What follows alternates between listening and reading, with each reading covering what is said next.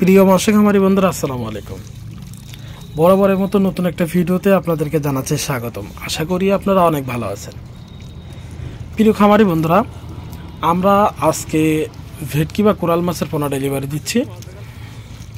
আজকে যে মাছটা আমরা ডেলিভারি দিচ্ছি, এই মাছটা যাবে মানিকগঞ্জ। উনি আমাদের মানিকগঞ্জ থেকে আমার এখানে আসছে মাছগুলো নেওয়ার জন্য।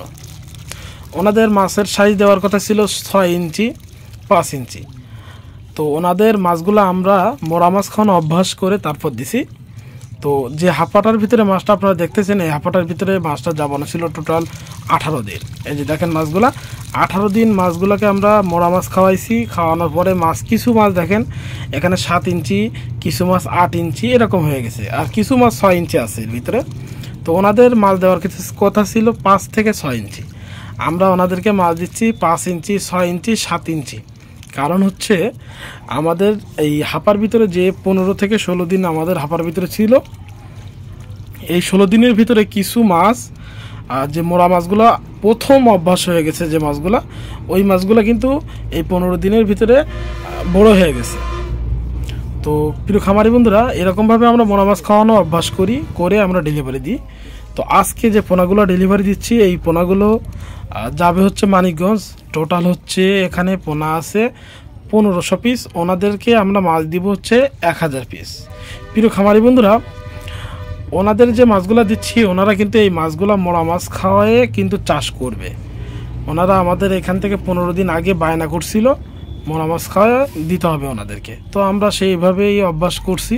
ওনারা আজকে আমাদের এখানে মাছ নিতে আসে, আমরা এখনই এই মাছগুলা ডেলিভারি দিচ্ছি। অনেকে বলতে পারেন আমরা রাত্রে বেশিরভাগ সময় পোনা ডেলিভারি দিই, এখন কেন দিনের বেলায় ডেলিভারি দিচ্ছি? প্রিয় খামারি বন্ধুরা, শীতের সময় ভেটকি মাছ ছাড়লে দূর থেকে যদি মাছ আমরা নিয়ে যাই, অনেক মাছ একটা মাছের গায়ে একটা মাছের কাঁটা ফোটে।